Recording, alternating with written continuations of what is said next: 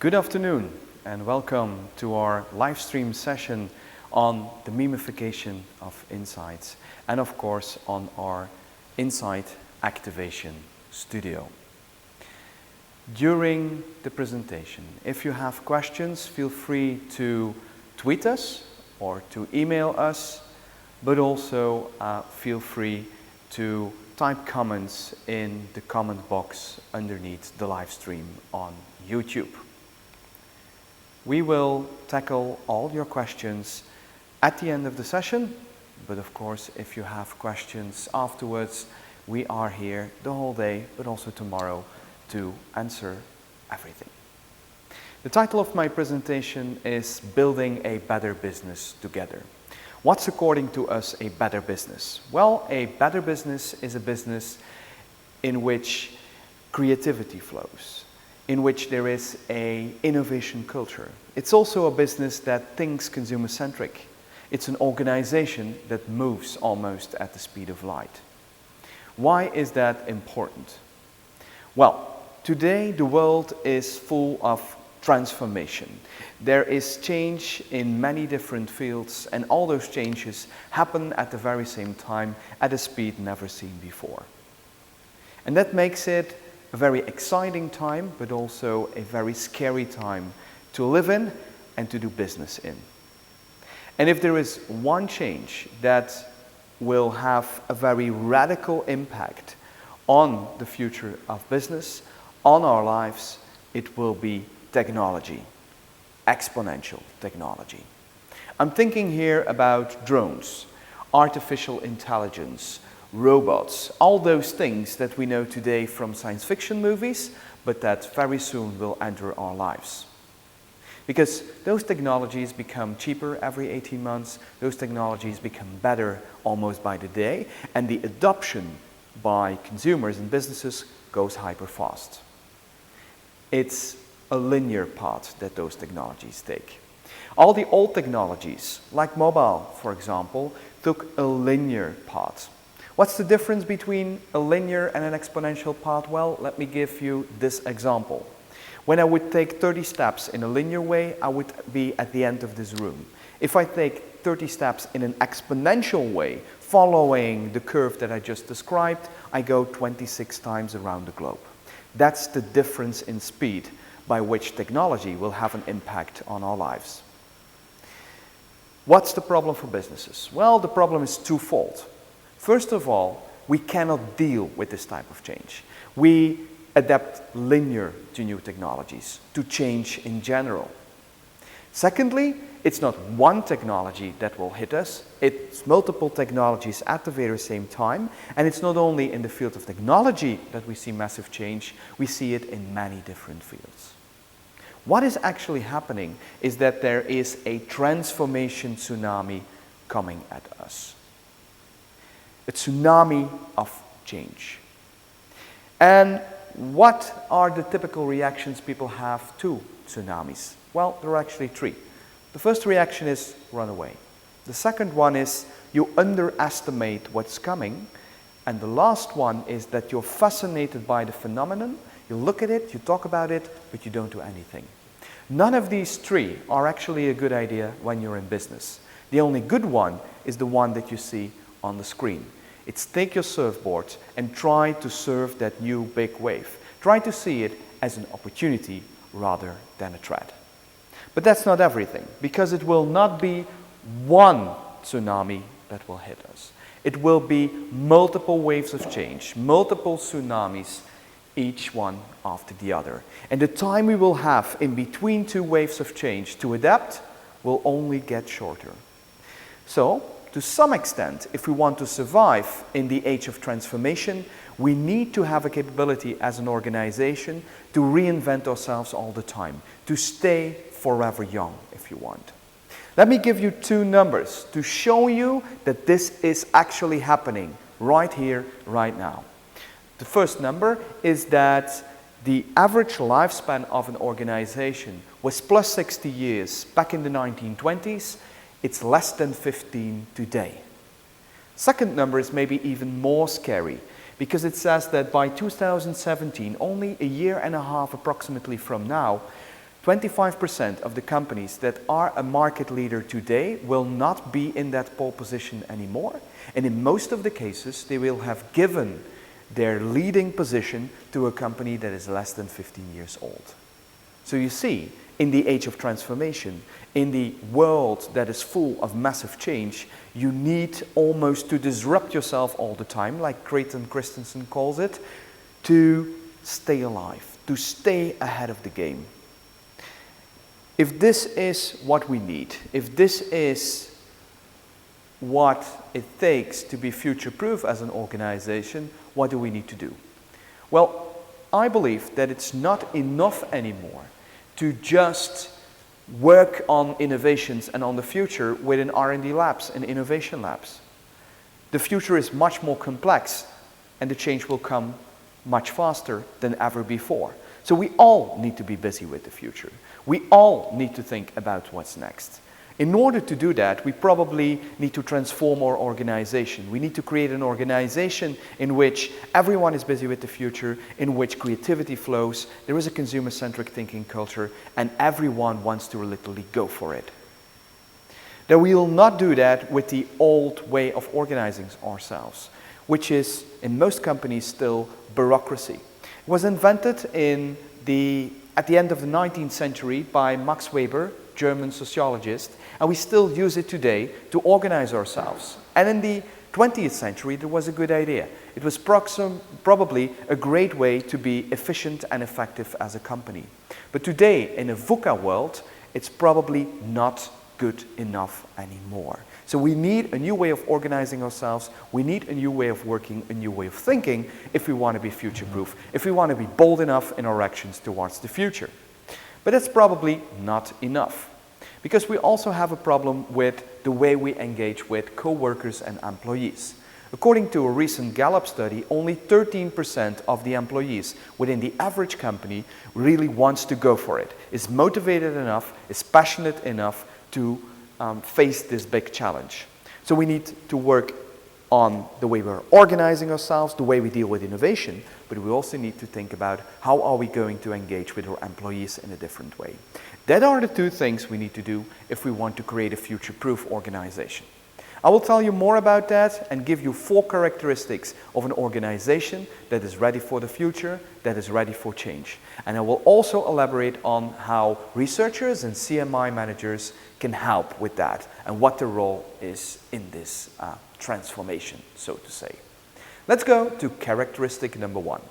Characteristic number 1 is togetherness. It's about being a purpose-driven organization. And I will tell you why that is important towards employees and towards consumers. Let's first take a look at the consumer world. In the consumer world, this is what's going on. We have to deal with a Copernican brand revolution.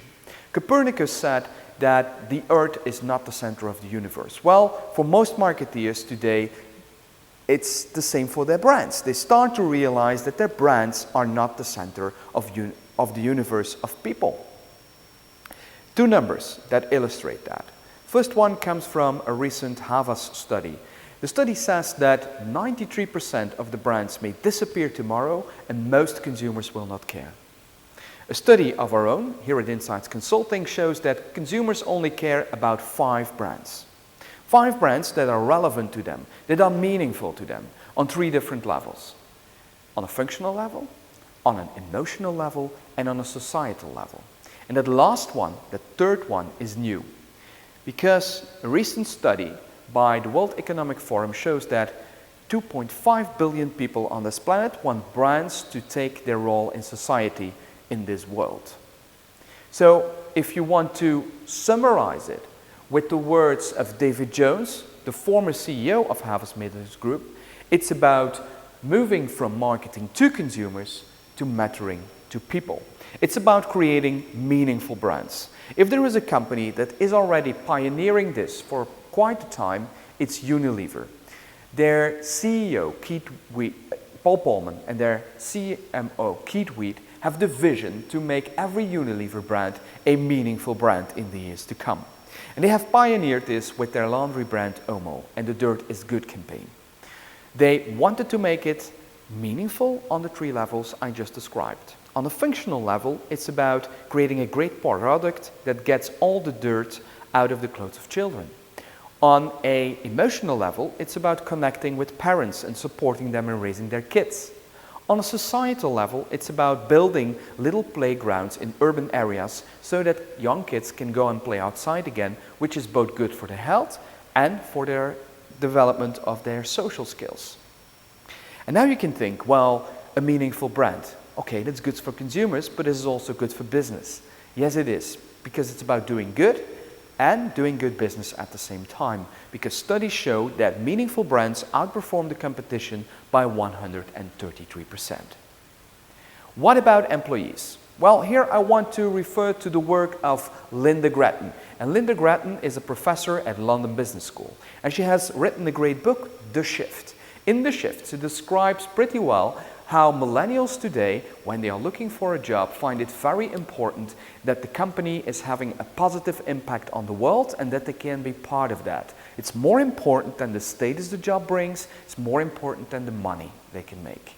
She also sees that this is becoming a societal trend, meaning that more and more other generations start to think like this as well. So if I want to summarize it with the famous words of Simon Sinek, always start with the why. Because the purpose, the why, is important towards consumers to create meaningful brands, successful brands even. And the purpose, the why, is important for employees to motivate them, but also to give them guidance in their work.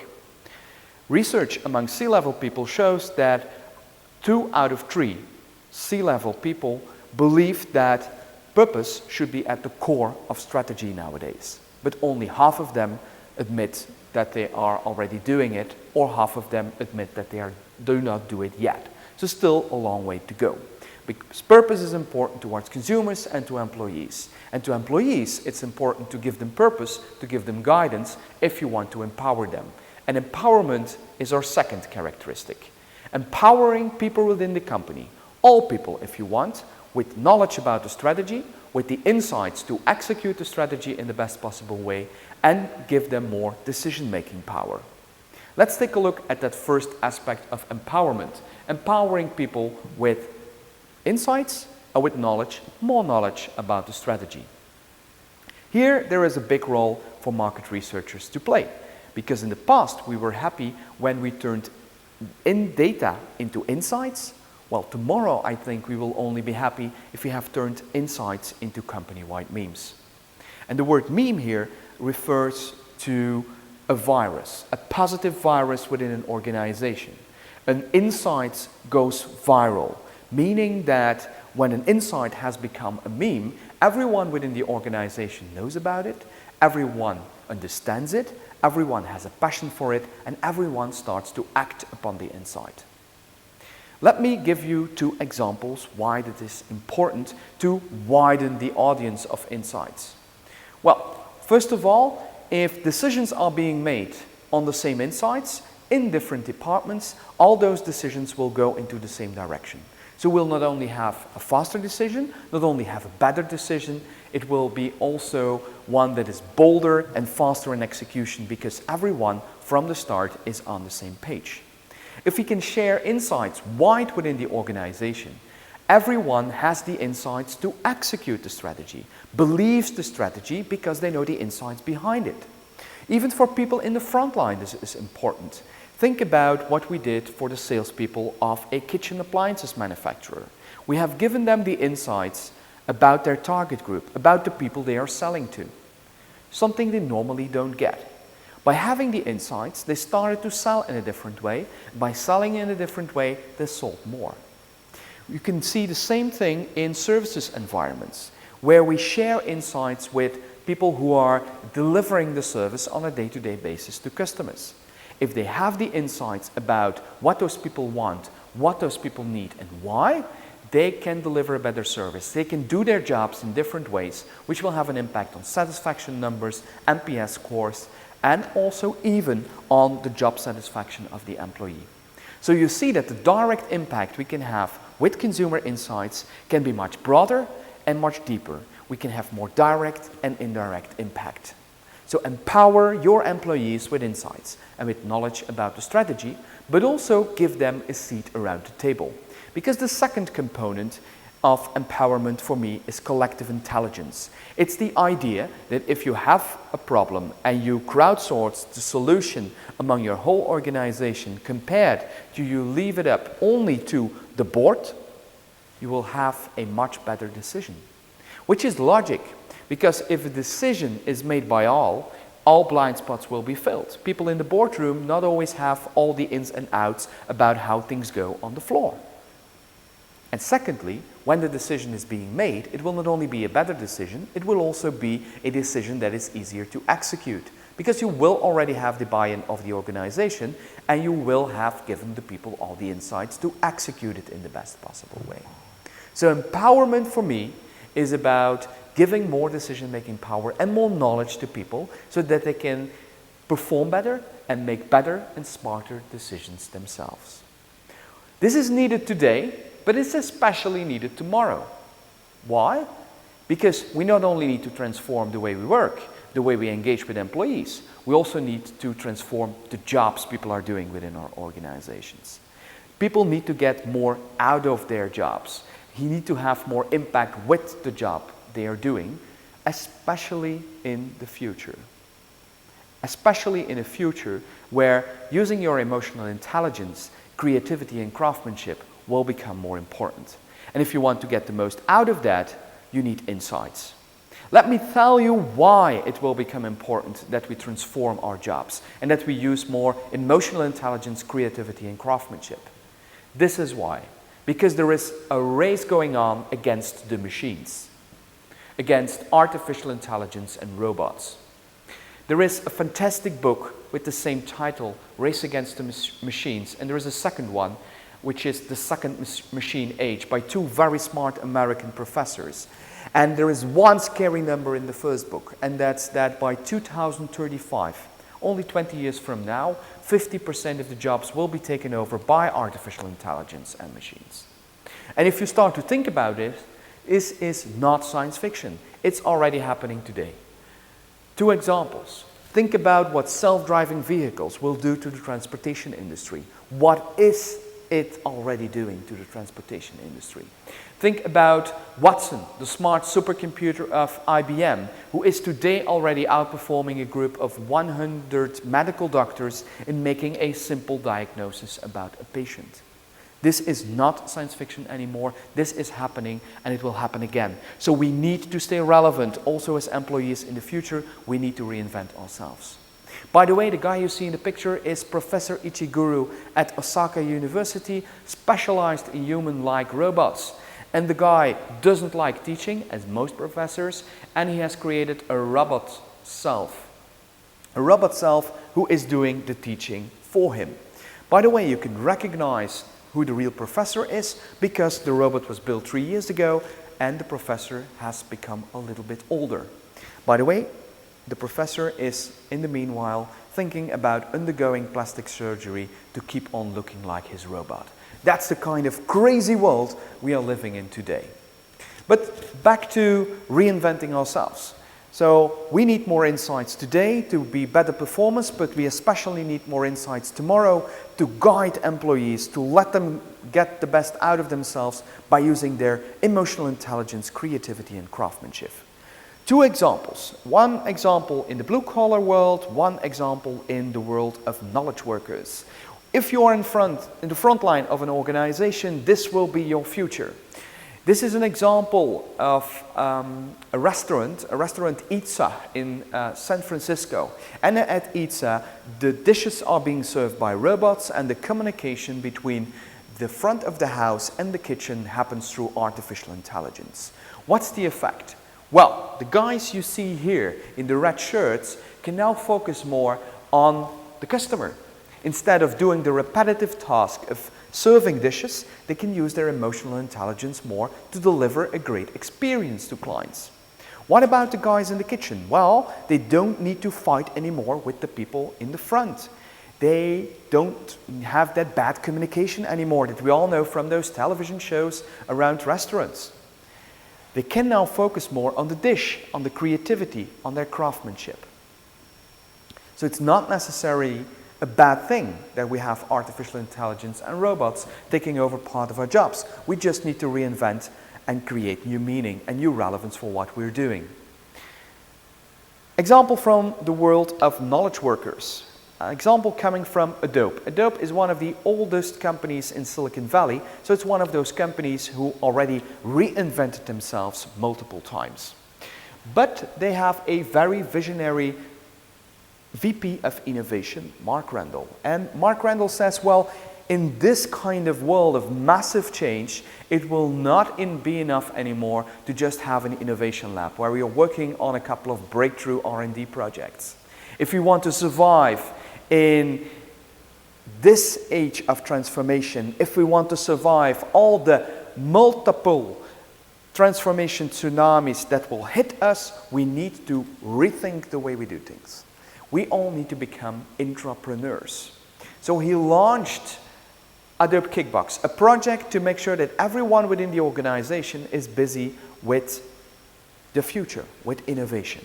Everyone can go to the reception desk and ask for a Kickbox. What's in the Kickbox? Well, a little booklet to stimulate your creativity, an innovation process, steps to follow, and above all, a credit card on which there is $8,000 that you can use to fund your project, fund your innovation project. What does Adobe do by launching this? Well, they show that they trust their employees. They show that they're serious about collective innovation and about intrapreneurship.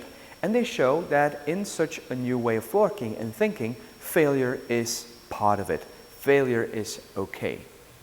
And the belief of Mark Randall is that out of all these 400 Kickbox projects, there will come a next big thing. He even believes that chances are higher that out of the 400 Kickbox projects, a breakthrough innovation comes than out of the handful of innovation projects there are in the innovation lab. So we need purpose to guide our employees. We need purpose to allow ourselves to empower them. And if we empower them, it's with knowledge and it's also with decision-making power. And that's necessary today, but especially tomorrow. They need those insights if they need to use more their creativity, their emotional intelligence, and their craftsmanship. And we need to transform not only the way we work, not only the way our organization is organized and we deal with employees, we also need to reinvent the jobs and the relevance of the jobs that we will do tomorrow. And we saw that artificial intelligence and robots are not necessarily a bad thing. It can help us to unleash the best out of ourselves and to let the company perform in totally different ways. Characteristic number 3, collaboration. There is a fantastic book called Firms of Endearment. And in Firms of Endearment, the authors are in search for the one characteristic that makes that companies are outperforming their competitors. And collaboration seems to be that characteristic. If we need more collaboration with all kinds of different stakeholders within and outside of our organization, we need to give our people rules and tools. Here are 3 beliefs we have around collaboration at Insights Consulting. Number 1 is collaboration should be 360 degrees. So we should collaborate not only with consumers, but also with our employees, like we saw in the previous characteristics, and even with the outside world, with all kinds of stakeholders, being it suppliers, startups, and so on. What you see as a picture on the slide is coming from Heineken's Open Design Explorations project. It's a project that goes on already for a couple of years in which Heineken tries to have a vision on the future of nightlife.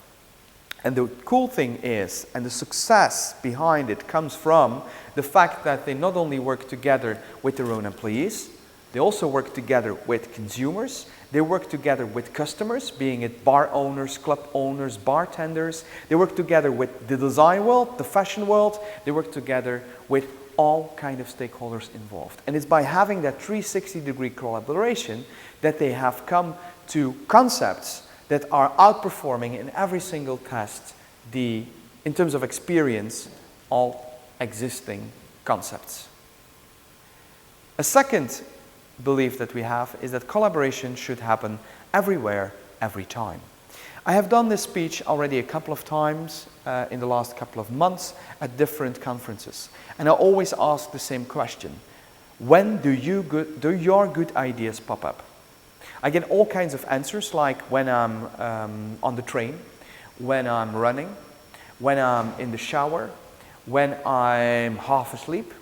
But nobody comes up with when I'm in a meeting room, when I'm behind my PC screen. It seems that good ideas pop up when we don't expect them to pop up. So we need also a way to capture all those good ideas every time, everywhere, and we need to allow for collaboration with consumers and among our employees everywhere, every time. Last but not least, we need to fail faster and better. At Google, they don't talk about prototyping anymore. They talk now about pretotyping, because prototyping is even too slow. We almost need to test ideas when there is the idea, concepts when there is the concept. Ask feedback from all those different stakeholders and collaborate based on the feedback. Work on it further together. Some companies like Air France-KLM go even that far in some departments where speed is truly important and experimentation is important, that they say, well, don't waste time on meetings. Meetings of longer than 20 minutes are forbidden. It's even forbidden in some cases to make PowerPoint presentations. Build it, test it among all stakeholders, bring the feedback and the test results inside again, qual and quant, and move on, go further. So it's about having a purpose, because if you have a purpose, you create a meaningful brand, you guide and motivate your employees. It's about giving all your employees more insights, more knowledge about the strategy, so that within the purpose, they can use their creativity, use their emotional intelligence to deliver different things, to perform better. And last but not least, it's about collaboration. 360-degree with all parties, every time, everywhere. And of course, it's about not only coming to the ideas, but testing the ideas, quant, bring the feedback in, move on, faster than ever before. Now you can think, well, Tom, all those three things, isn't it that a lot of companies are already doing this? Yes, some companies are already doing this. One of the three, from time to time. Most companies are not doing togetherness, collaboration, and empowerment every single day across the whole organization. For most companies, it has not yet become, characteristic number 4, a habit.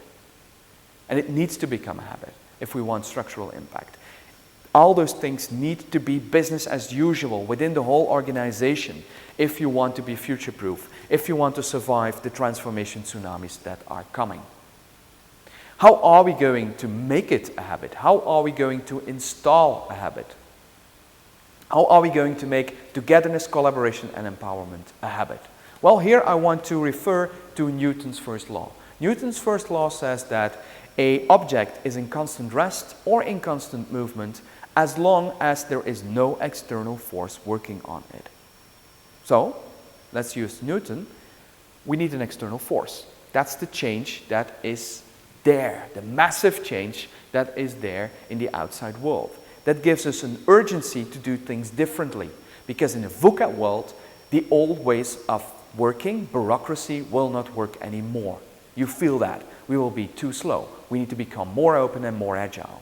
There also needs to be a C-level person who is waking up the organization, who is giving the wake-up call. But then we need to find the new constant movement. In order to do that, we need to install the habits. We need to have a program that not only wakes up the organization, shows that a new way of working is needed because of the massive change, we also need to install the new way of working. And we need time for that. Scientific research shows that we need to do something new during a period of 66 days, at least 21 times, if we want something to become a habit. So that means that there is a program needed, a program that almost every single day, over a period of 66 days, is helping us to do things differently. And we need to be realistic, because even then, only 10% of the organization, after a period of almost 2 months, will be on board and will have it as a habit. But then, of course, it's needed to take those first movers and shakers and let them help us to get the other ones on board. So it's about thinking big, starting small. It's about, we need speed, but we move on rather slowly in the very beginning, but it will go exponentially, and everyone at the end of a couple of months will be on board. So, we have 4 characteristics. We have togetherness, empowerment, collaboration, and habit. Why did I create TAC? Well, I used an acronym to let you remember the 4 characteristics of a future-proof organization. But I also think that technology will be the biggest disruptor of businesses as we know it. I also think that we can learn a lot from technology companies in the startup world and in Silicon Valley, not because they are smarter, but because of the fact that it are new organizations that installed the new habits and contemporary habits from the start, because they could start with a blank sheet. And last but not least, we probably also need a piece of technology that is going to help us to do all of this, to install tech and to make everything a habit. But if we succeed in that, we will create an organization that is not only more successful, is not only future-proof, but also where people are happier, where the 13% is not there anymore and that number has gone up. And we all know that happy employees are better performance. Research by Zappos has demonstrated that multiple times. So this was the reason why we need to change and what needs to change. I will now introduce to you our Insight Activation Studio, which is that piece of technology that can probably help you to install tech within your organization, to install new habits. Our Insight Activation Studio is a corporate social network that links insights to business problems and to the people who can solve those business problems. Our Insight Activation Studio wants to do actually 3 things. 3 things that you will recognize from the TAC acronym and from the 4 characteristics of future-proof organizations. First of all, the studio wants to diffuse insights wider within your organization, activate insights among a wider group of people in a faster way. Secondly, we want to empower the employees to bring their own observations to the table around the topic, to be part of decision making. And thirdly, we want the inspiration, the observations, the insights to be turned into action.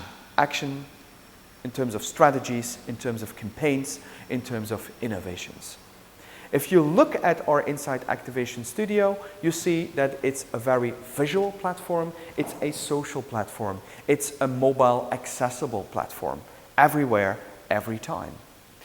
And it looks a bit like social networks. It's comparable to a social network like Pinterest, because what we actually do is, like on Pinterest, we bring together insights around a topic. On Pinterest, you create a board with pins that are falling into that topic. Here we have insights, key facts, key figures that we link to business issues. So you have multiple business issues, and for each of the business issues, for each of the walls, like we call it, we have insights, key facts, and figures that can help a broader group to solve that business issue. And we call those pieces of content tiles.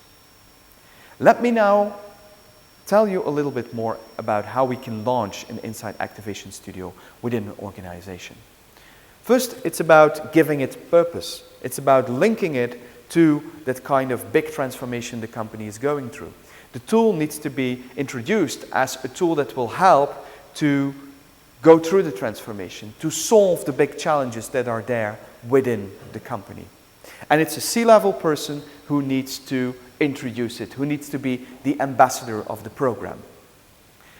So once the project has given purpose, once it's launched within the organization, it's time to define the projects. And the projects are, in most of the cases, defined by CMI and the strategy department, in co-creation, in collaboration with the different business owners and stakeholders within the company. And it's always good to have a nice mix of Projects about today, projects about tomorrow, projects about the far future to make it relevant for everyone. So we have a C-level person who is the ambassador. We need to give it purpose. It's CMI or strategy or sometimes marketing who's managing the tool. And on the tool we have different projects for different stakeholders. And we're going to link the insights that we have coming from different data sources to those projects and try to find a large group of people who can use their collective intelligence to solve the problem. That's what the Insight Activation Studio does, and that's how it helps you to actually turn insights all the time into company-wide memes and to, let's say, broaden the audience of insights, to increase the return on insights, the return on research investment, but it's also helping you to install tech within your organization, to empower people, to foster collaboration, and to making all of that a habit. Let me give you an example of a project. So one challenge that can be done on such a studio. This is an example coming from Doral Juvenile, one of the clients we have today. And this challenge comes from Caroline. She is the innovation manager within Doral Juvenile. Doral Juvenile creates strollers, creates car seats, creates all kinds of baby gear. And Caroline, the business owner, is here putting out the challenge. What happens if all our products become, in the world of Internet of Things, smart and connected tomorrow? How will that change our product offering? What if your baby sits in a car seat, you can check up constantly on its health? So this is the challenge she puts out as a business owner towards 100 people within the organization. There's a timeline of deadlines that need to be met with this project. And here you see on this wall are tiles. So these are key facts, key insights coming from different data sources, different research reports, qual, quant, internal data. We bring all the knowledge that we have at that very moment together and we'll link it to the business challenge. What's important is that a tile is very visual, very emotional, and has only an absorption time of 1 minute. We start only, in most cases, with 5 up to 8 of those tiles, meaning that in 10 minutes, you can be up to date and can work on the project, which is totally different than if you need to go through a long meeting and if you need to go to 10 different research reports, old research reports, old trend reports to be up to date about the things you need to know to work on this project. So it allows you to work with more people over a longer period of time, and it's far more efficient in terms of time because in 10 minutes, people can start to work on this project. You activate the insights, you bring the insights together. Once people have immersed into the insights that are already there, the key facts and figures, into the business problem, we will ask them to add their own observations and later on also their own thoughts and ideas. Let me now tell you how that all will happen, what the 4 steps are to manage a project on such a studio. 4 steps are finding the data, finding the key facts and insights. We'll tell you more on how and where we will get those. It's about finding the people and seeding the insights to the relevant network, the group of people that can solve the problem. It's about activating the insights so that they come to life. And it's about fostering and stimulating the collaboration to turn all that inspiration into business action and impact. Let's start with number 1. Where do you find the insights, the key facts and figures? Well, they're coming from multiple reports. So this means that it's not about immediate action. It's not about an ad hoc debriefing. You will not put a single research report just like it is on the studio, or even not the insights coming from that one report. Because that one report has immediate action, or needs immediate action, needs action by the key stakeholders tomorrow. But if you have a slightly bigger challenge that asks for insights and data and facts and figures coming from multiple reports, new reports, old reports, what you normally would do is organize a workshop, and that's where the studio and a wall or a project on the studio comes in. For a slightly bigger challenge, where you need to bring in multiple data sources, where you need more time to work with more people. So that's the thing. The studio comes in where a workshop comes in, where a brainstorm comes in about a slightly bigger challenge, not when you want to just have your ad hoc debrief in a different way. Last but not least, what does the studio do as well? Well, it helps you to create a more consumer thinking organization, because it helps you to all the time feed consumer stories widely into the organization. So that's where the data comes from. That's where it fits into the role of a corporate researcher, of a CMI manager. Then, who to invite on such a project? Well, more people than you would usually have in a workshop. Not 10, but it starts to become interesting when you have 30 people or more. You can even have 100, even 200 people. That's all not a problem. That's all not an issue. It becomes interesting when you work with a cross-departmental team, with people from different departments, with people from different levels, because that diversity gives you new insights, gives you interesting and new aspects, fills, if you want, your blind spots.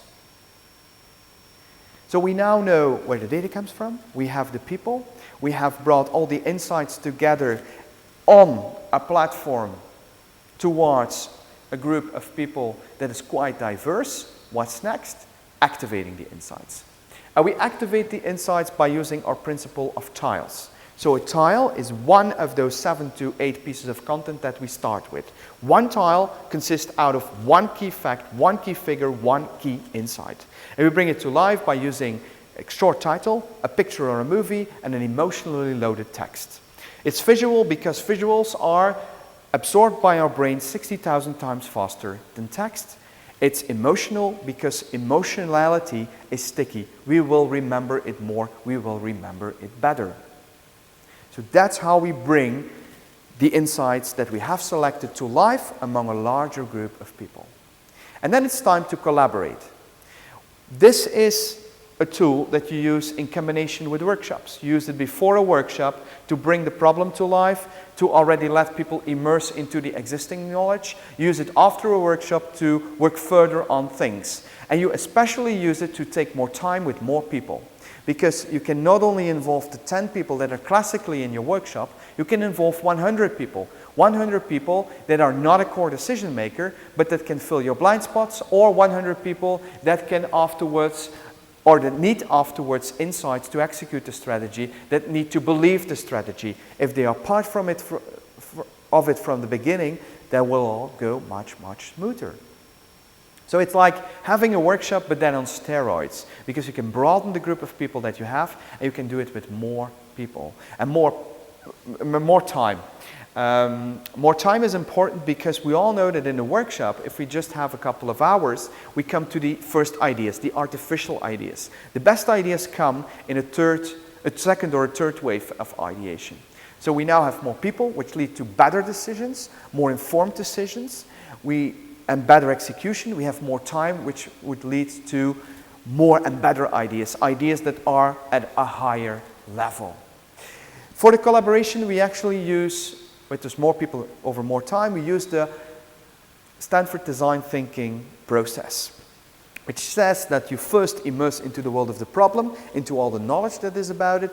Then we even send out people into the field, onto the streets, to collect their own observations, and we do that through an observation challenge, so that they not only have the problem, have the insights, but also feel them, live them, and illustrate them themselves, and even complement them, augment them.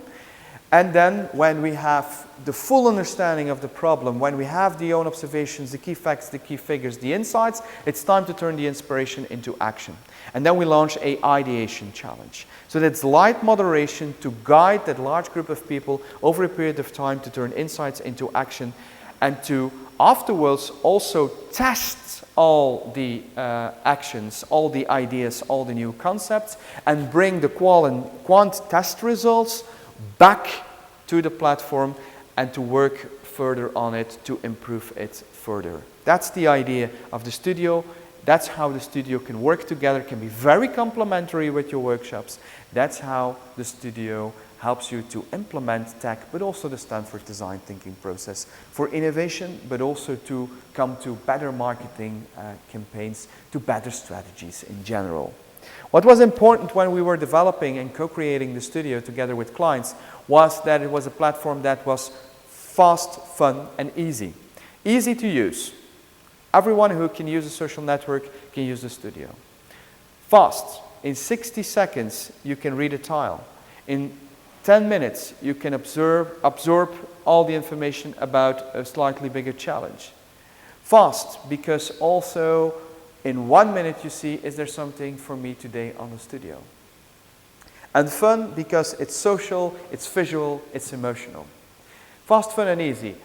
A proof that we made it like that is that the average user within the average company that we're working for with the studio today is logging on 2 times a week for 7.5 minutes. So more than 15 minutes a week additionally that is spent on a couple of core projects and on the consumer world, which is massive if you ask it to the clients that we have today. So it's about having a platform that everybody uses, that is useful, but it's also about impact. We have proven you impact while we measure impact by doing pre and post tests. We measure, has the use of the studio, has that become a habit? We also measure the impact we make on the hearts, minds, and actions of people, on how they feel about the consumer world, on about how they make decisions and how good those decisions are and how it changes their behavior as an employee.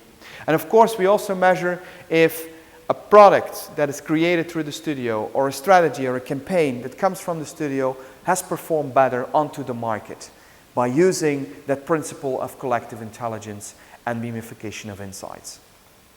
So I told you why you could need tech within your organization, why you need to make your organization proof. I told you about our solution, the Insight Activation Studio, what it is and how it works. Well, here are 5 applications, 5 projects or 5 ways of getting it started within your organization. Number 1 is when you are dealing with disruptive innovation. To come to the disruptive innovation, but especially to get the disruptive innovation accepted within your organization. Because we all know that the problem of Kodak was not that they didn't come up with the idea of the digital camera, it was the adoption internally, the buy-in for the new innovation internally that was the problem. Another example is Dorel Juvenile and their longboard stroller, which is a crossover between a longboard and a stroller. It was an idea that was already lying on the table at Dorel for a couple of years. But until that consumers in a consumer consulting board were excited about it, were asking when is this on the market, nobody has dived into it because at Dorel they're obsessed with safety and they thought they would get this product never safe enough. Reality is that they never had the motivation and the incentivation to dive into the complexity of safetiness of this product. So you see that it can help you to come to the disruptive innovation for sure, but especially it helps you to accept a new strategy, a new way of thinking, a new way of working, a new innovation widely within your organization and among the people who need to execute the strategy. It can also help you to reinvent your business, to come to a new business model and to start to work on that business model for the future already today with different groups of people within the organization, as we do already for a big global retailer. It can also be about consumer connection, about bringing consumers to life within the organization and starting to create a consumer-centric thinking culture. We do that for a player in the financial world, we do that for an FMCG company, where it's about bringing consumer segments or consumer insights to life and making sure that strategies are based on it. What we see are 2 things. When you share consumer insights with somebody in this way, with somebody who is already used to work with consumer insights and market research results, we see that by the continuous immersion into the consumer world and the world of insights, and by working together with more people over a longer period of time, the consumer feeling and the consumer trust and the consumer confidence that they have, the confidence to make decisions about the consumer world is slightly dropping. Because those people, after this really deep immersion, realize that they don't know everything about the consumer world. And secondly, we see that there is a hungriness among people who are normally not confronted with consumer insights to have consumer insights to work with. Especially people in the front line want consumer insights. So there is definitely a market, so to say, a broader audience for consumer insights within our organizations. It can also be used to create employee engagements, to make employees believe in a new big strategy, all fitting in that world of transformation of companies. And last but not least, it can be used to work together in a better way today. Like Danone is using it in the Benelux over the different countries to turn insights into action with the marketing team faster and to make sure they're all on the same page, they all use the same insights, and they create brands that are the same with local flavor across the different countries. So these were 5 applications of the Insight Activation Studio, how it can help your business to transform little by little. This all sounds very beautiful. It's almost like a wonderful world, but let's be realistic. Installing new habits within a company, installing tech, installing an Insight Activation Studio, making yourself ready for those transformation tsunamis that are coming will not be easy. It's about thinking big, it's about starting small, but it's especially about starting today. And we are happy to help you with that and happy to talk about that further. One last thought, well, it's that in the last 10 years we have seen that consumers, ordinary consumers, but also employees have gotten more of a voice. They have become stakeholders. They have deserved, in some companies, in most companies, a seat around the table. What we see is that especially consumers start to ask for more in return. They ask, what's my share of the business if I have helped you to make more money? That's what we see also in market research. And if intrapreneurship becomes the rule within companies, we will also see that employees will ask for a different way of being incentivized and remunerated. So probably in the last 10 years we moved from ordinary people towards stakeholders. In the next 10 we will move from all being stakeholders to all being, to some extent, a little bit shareholders. That was my presentation on our Insight Activation Studio on the memification of insights. I hope that you enjoyed it. I hope that you are ready to transform your company into a future-proof one. And if there are any questions, I'm happy to answer them now. It seems that there are no questions on the chat box, but I will check Twitter and I will see if there are remarks, comments, but feel free to drop us an email as well. Thank you very much. Have a good afternoon and talk to you soon. Thank you.